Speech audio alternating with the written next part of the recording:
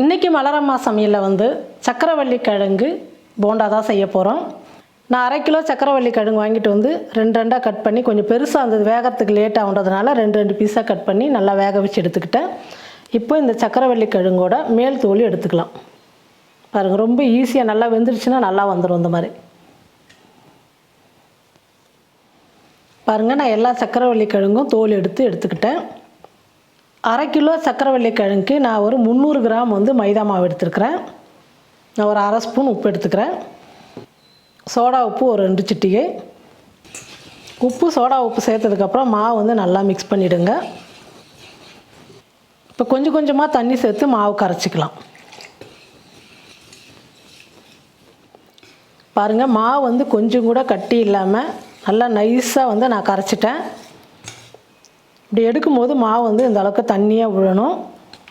மாவு ரெடி ஆகிடுச்சு. இது ஒரு 20 நிமிஷம் நல்லா ஊறட்டும். அப்போ தான் போண்டா வந்து நல்லா எழும்பி நல்லா சூப்பராக இருக்கும். மெதுவாக அவ்வளோ சாப்பிட்றதுக்கு நல்லாயிருக்கும். அதனால் ஒரு 20 நிமிஷம் வந்து மாவு கரைச்சி வச்சிடலாம். இதுக்கு தேவையான அளவுக்கு நம்ம வந்து பூர்ணம் ரெடி பண்ணிக்கலாம். இப்போ இந்த சக்கரவள்ளி கிழங்கு வந்து நல்லா நைஸாக இப்படி நசுக்கி எடுத்துக்கலாம். கிழங்கு வந்து கொஞ்சம் முத்தி இருந்ததுன்னா இந்த மாதிரி நார் இருக்கும், அதெல்லாம் எடுத்து போட்டுருங்க. இல்லைன்னா சாப்பிட்றதுக்கு வாயில் வந்து கடிப்படும், நாராக இருக்கும். அதனால் இந்த மாதிரி நாராக இருந்தால் எடுத்துருங்க. ரொம்ப இலசாக இருந்தால் நார் இருக்காது, அப்படியே நம்ம பிசைஞ்சிக்கலாம். இது கொஞ்சம் முத்தி இருக்குது, அதனால் நார் இருக்குது, நான் எடுத்துடுறேன். அதெல்லாம் நாரெல்லாம் எடுத்துகிட்டு நான் நல்லா நைஸாக பிசைஞ்சு வச்சுக்கிறேன். பாருங்கள், நான் நல்லா பிசைஞ்சு எடுத்துக்கிட்டேன். 1/2 கிலோ சக்கரவள்ளி கிழங்குக்கு ஒரு 150 கிராம் வெல்லம் சேர்த்துக்கலாம். ஏன்னா சக்கரவள்ளி கிழங்கு ஏற்கனவே இனிப்பு, நம்ம வெல்லம் இன்னும் அதிகமாக சேர்க்கும் போது ரொம்ப இனிப்பாகிடும். 150 கிராம் வெல்லம் எடுத்து நல்லா நைஸாக துருவி எடுத்துக்கிட்டேன். காய் துருவரில் பாருங்கள். இப்போ இந்த வெல்லத்தை இதில் சேர்த்துக்கலாம். இன்னும் கம்மியாக வேணும்னாலும் நீங்கள் இன்னும் கம்மியாக கூட சேர்த்துக்கலாம். இல்லை அதிகமாக வேணும்னா நீங்கள் வெல்லம் வந்து அதிகமாக சேர்த்துக்கலாம்.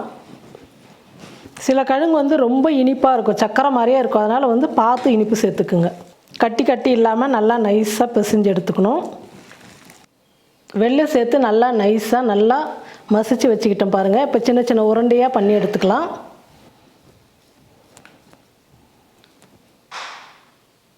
இந்த அளவுக்கு சின்ன சின்ன உருண்டையாக பண்ணி எடுத்துக்கலாம்.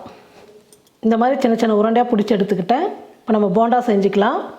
ஸ்டவ் பற்ற வச்சு கடாயை வச்சுட்டேன். எண்ணெய் வந்து நல்லா சூடு ஏறிடுச்சு. இப்போ நம்ம வந்து போண்டா செஞ்சுக்கலாம். மாவில் போட்டு பாருங்கள், ஃபுல்லாக முழுகிற அளவுக்கு இந்த மாதிரி பண்ணிவிட்டு ஓரம் வந்து இந்த மாவு வந்து இப்படி எடுத்துடணும். இந்த மாதிரி ஒவ்வொரு உருண்டையாக எடுத்து நம்ம மாவில் எடுத்து நனைச்சி எண்ணெயில் போட்டுக்கலாம்.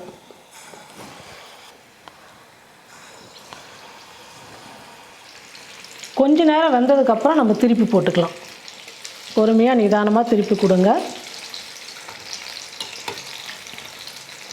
இன்னொரு பக்கமும் நல்லா வேகட்டும். பாருங்கள், போண்டா வந்து நல்லா வெந்து இந்த மாதிரி கலர் வரணும். இப்போ நம்ம எடுத்துக்கலாம்.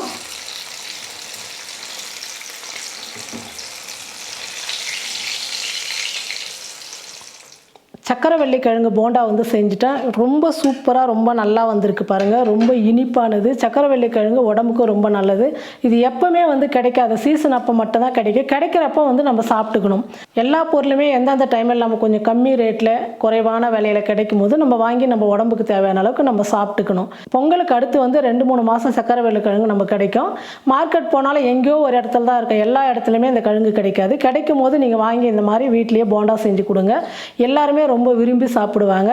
சூப்பராக இருக்கும் இந்த போண்டா, இனிப்பு போண்டா. இது வந்து நாளைக்கு கூட சாப்பிட்லாம். இன்றைக்கி செஞ்சுட்டு மீதி ஆகிடுச்சு, வேஸ்ட் ஆகிடுமே நினைக்க வேணாம். நீங்கள் காலையில் கூட சாப்பிட்லாம். இன்னும் ஒன்றா மைதா மாவு கொஞ்சம் ஜவு மாதிரி இழுத்தாலும் சாப்பிட்றதுக்கு வந்து ரொம்ப டேஸ்ட்டாக சூப்பராக இருக்கும். நீங்களும் உங்கள் வீட்டில் ஒரு முறை சக்கரவள்ளி கிழங்கு போண்டா செஞ்சு பாருங்கள். செஞ்சு பார்த்துட்டு எப்படி இருக்குன்னு சொல்லிட்டு மறக்காமல் கமெண்ட் பண்ணுங்கள், ஷேர் பண்ணுங்கள். நன்றி.